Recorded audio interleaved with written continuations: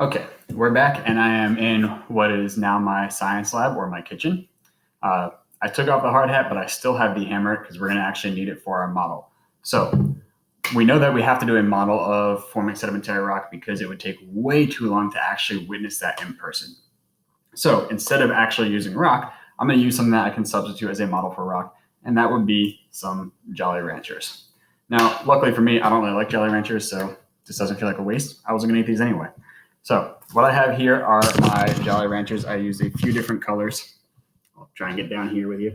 I used a few different colors, green, red, and purple, because I think that might actually help in our model a little bit later to see where the different sediments stack up. And what I'm going to actually do is apply some force. Now, normally that force would come from things like wind, water, ice, and that force that I'm talking about is weathering. Weathering is the breaking down of rocks into smaller pieces. And since I don't have wind, water, or ice in here, and that'll take too long, I'm going to use my hammer. Once I actually break them down, I'm going to move them. And that moving is called erosion. You're probably really used to hearing those two things together, like weathering and erosion. They do go together because once something is weathered, that same force is probably going to move it.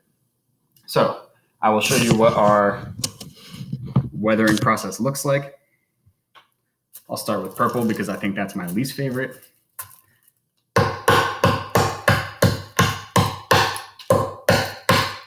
a lot of Jolly Rancher pieces to clean up later. All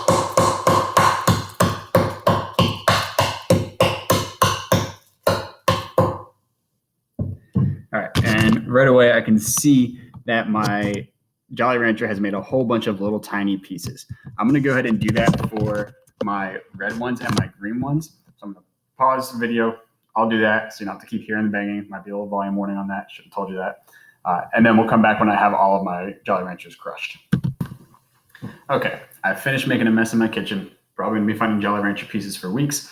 But what I do have now is some nice finely crushed Jolly Ranchers. Hopefully you can get a good view of those. And I can see them all like broken down into little pieces.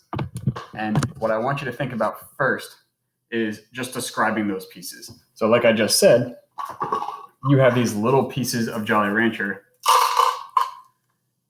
What does that look like compared to a real Jolly Rancher? You can maybe use what you know about a real Jolly Rancher and just tell me what is different about this.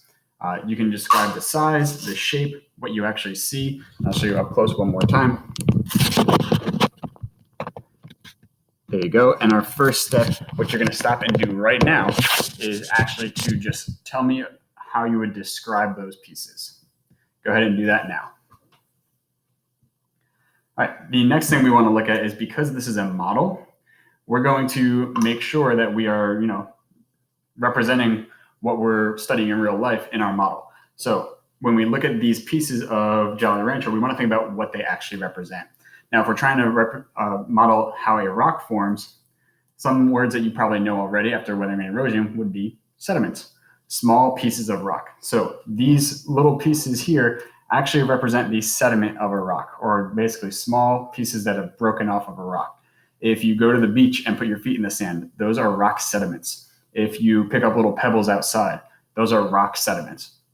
So that is what our Jolly Ranchers here represent.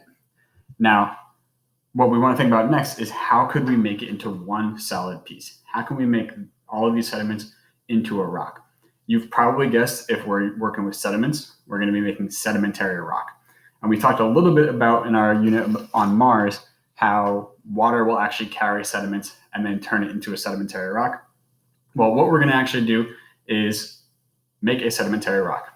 So you imagine that gravity and water and wind are carrying these sediments, and they find a nice low point of elevation, and they're going to go into that point. Now, I have all of my sediments here. They've deposited together, which is what that step would be called. And what I'm going to actually have to do in order to make my sediments into a sedimentary rock is apply some pressure. So I'm going to take another cup so that we can see I used a nice clear one. And I'm actually going to push down and see if I can turn this into one solid rock. And I'm going to push with a lot of force. So I'm pushing down, and this is actually called compaction. So you're going to see that in your vocab in the next section. But this compaction is that force pushing down. Now, hopefully, that will have turned it into a rock. And I can't really pick up one solid piece yet. So what do you think it needs in order to be compacted more? Well, it might need a little bit of heat. Maybe it needs more pressure. Maybe it just needs time. Think about it. We're doing this model because a rock takes too long to form. So if we have more time, maybe that will help. So I'm going to actually combine all of those things. I'm going to actually put my model up near my window so it's in the sun. I'm also going to apply more pressure using a weight.